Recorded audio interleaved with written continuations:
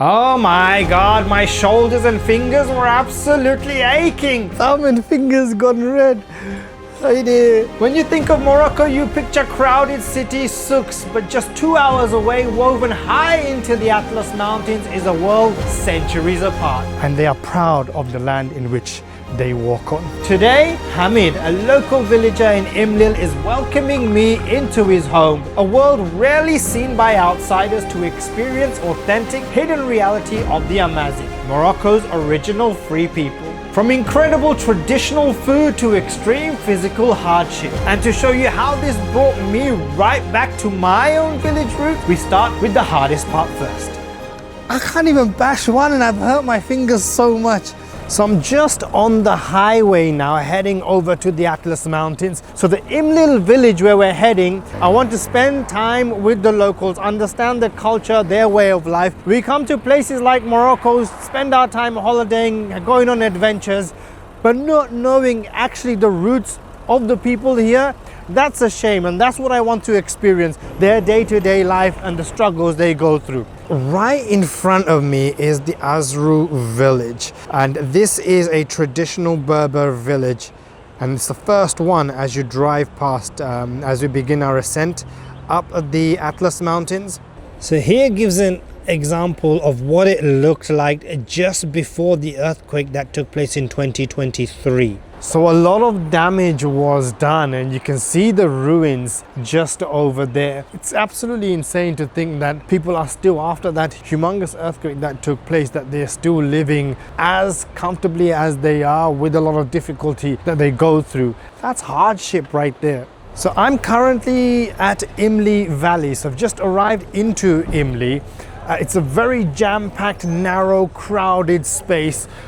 And you often see a lot of donkeys for transport of goods, a lot of shops around here. So people from all across the mountains who live around this area have to come here to do their basic shopping and then to take it back up. So very interesting place. So just started. I'm gonna look around and see what I can find before heading up. This is like the bazaar. So if I was to compare it to Sylhet and Bangladesh, so this would be their Bishonat Bazaar. And you can see him loading up. So this is a wonderful lady who is working on creating argan oil. So the hardship that goes into this as they roam it around. So I'm going to give this a go just to understand exactly the challenge they face. So that's the argan. So they will put it inside this in the hole there, and then they'll just continuously go round and round. Oh my God, wow. That is hard. Ooh, not easy.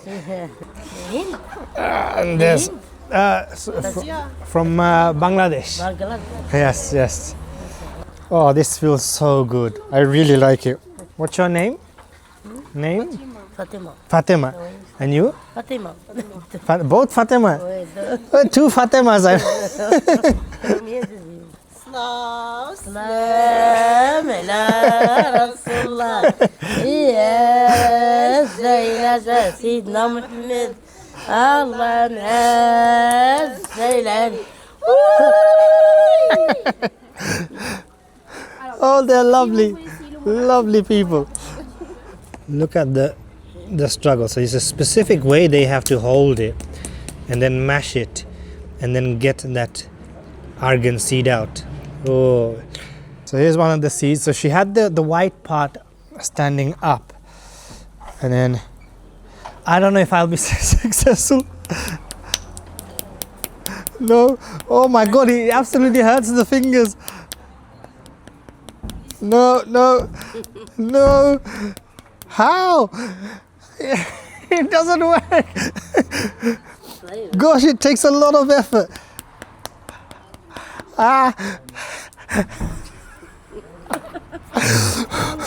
Oh, it's too much.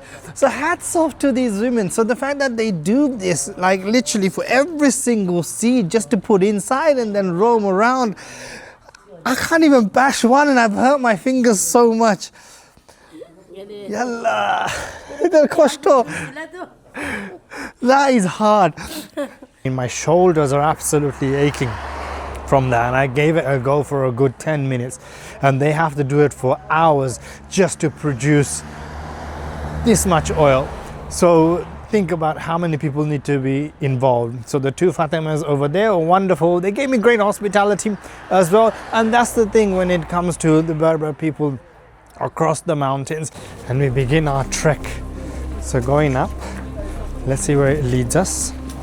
So the path are very icy and very muddy, so just need to be a little careful not to slip. This is how the pathways look as we continue to go up. Here's an example, someone just walking up the mountain with a donkey. Life with a donkey up the mountain, carrying a ton of stuff. And that was sheep running away from slaughter there when they saw me. Kurbani. So this brother here is wearing the jalaba, which is made out of sheep. It's really lovely, really warm, keeps them really warm here in the mountains.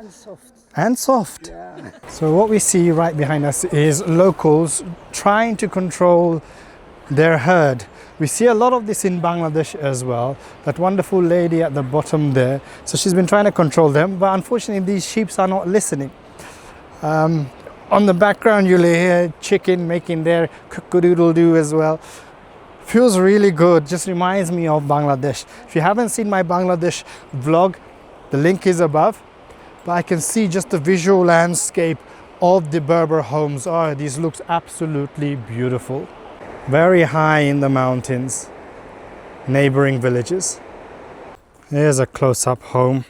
And you can see smoke coming out. They're cooking inside.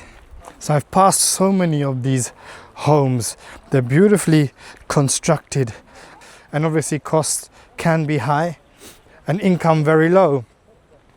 So all of this just makes livelihood very difficult here in the villages. What's he doing over there? Hey, look at that! And that was beautiful, witnessing children slide down on the mountains, playing their own game. As I say, the mountains can be hardship, but they can also be your source of entertainment. Oh, that was absolutely refreshing to see. Oh, this is proper village life. The smell, the atmosphere is exactly the body life in Bangladesh. Almost identical, albeit in Desh's flatland here, it's on the mountains, which makes it very challenging to go from one small place to another. And up I go again. Yikes. Oh, I've been running out of breath for quite some time, and I told myself after my Albania hike that I'm going to buy proper hiking shoes, and I failed to do that. So wherever I go next for a hike, definitely need shoes, and you guys need to remind me. So this is a lovely local villager making these nuts, or smashing these nuts out. Not sure what type of nut it is, they're not speaking English, but it's really hard work, isn't it, on a day-to-day basis. And there's a whole bag filled up with them. So they do this every single day. And it's precious hard work. So, I mean, this is 2 stones put together and a third stone here. And then trying to give this a go. Ah, yay! Yay! Is this good? I'm not sure. Is it okay? Is it okay? I've got something out. There you go. I managed to get something out. So I'm going up to the kitchen of a local family home here, just to see how this looks. And you'll see a typical home will have so many of these tagine pots throughout, because that's how they typically would cook. So this is brother Hamid, who's hosting me here. So this is the tagine? Tagine, Berber. So this is the Berber, it's a vegetable? Yeah, vegetable tagine. Lovely. It's really beautifully decorated. And this one is the chicken tagine with onion. Ah, very beautiful indeed. So you can see him making the tea for everyone. That was the tea that he put inside. And he lets it brew. Very nice. on the heat, on the cooker. It's a very interesting cooker, this. So it's with gas pipe, yeah? With gas pipe. So they have their own flow of gas here, which is nice. It's a lovely place. It's a really lovely place. Look how they nicely decorate it to show their hospitality and care. And this is the house in which I'll be entering. So the kitchen was up there. So here's the home. I'm just about to enter to have lunch.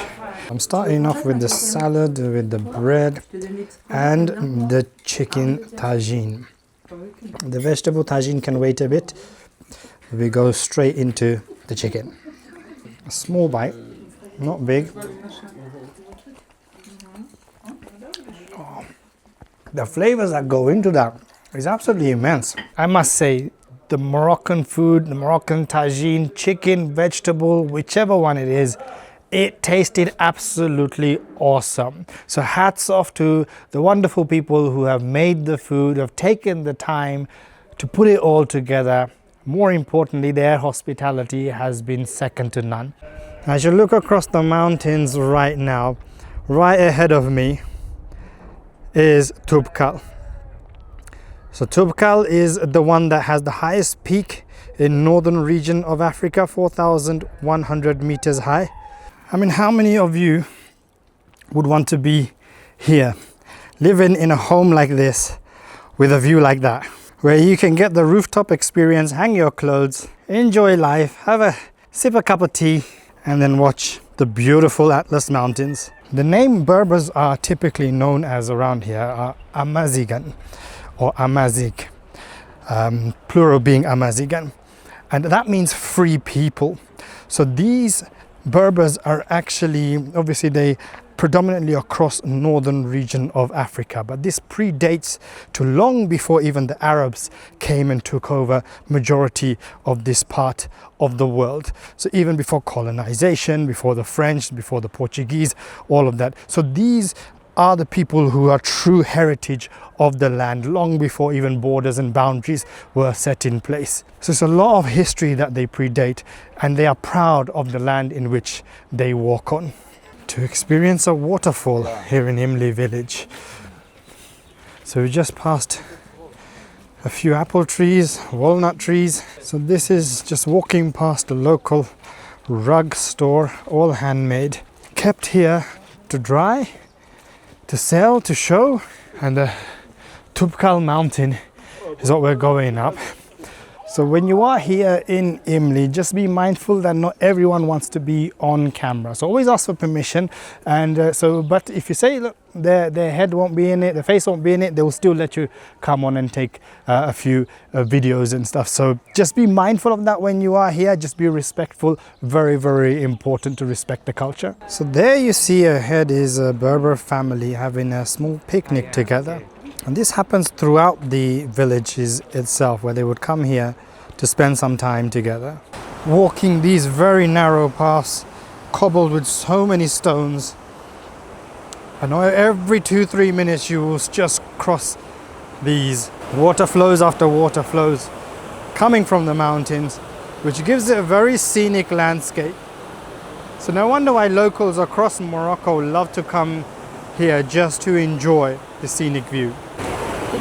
Look at this beautiful flow of water just going across this bridge. Though it's coming from the mountains, it is not good to drink. Whoa, look what I'm walking on. Oh my God, to balance on this is crazy.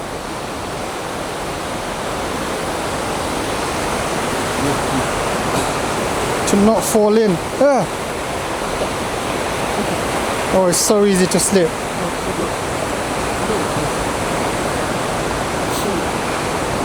Yikes! Oh, made it across. Made it across. Oh my God. But when you look, those are the logs that are there just to cross this. But what you do get to see when you cross is this. It is splashing onto me. Oh my God, it feels so good. It's -6 degrees, but it's so warm. And all of that water just flowing through. Absolutely priceless. It's just a shame the sun is right in front, otherwise I could have captured a much better video. Look at that. It is flowing. So let me check out how cold this water is. It's fairly moderate, not too cold, not too warm. As I hike my way back down, it's been an absolute privilege to spend some time here at Imlil with the local family and to get to understand their way of life, their way of living, and what it is they actually do on a day-to-day basis, and just even see the community around. So if you enjoyed this video, make sure you subscribe, hit the like button, the notification bell more importantly, so you can stay tuned for more videos which are coming from here in my trip in Morocco. So stay tuned as I head off to Essaouira tomorrow. Next time here in Morocco, I'm on the coast in Essaouira as a bird steals my fish as I try seafood I've never had before. Click here to watch my full Essaouira experience.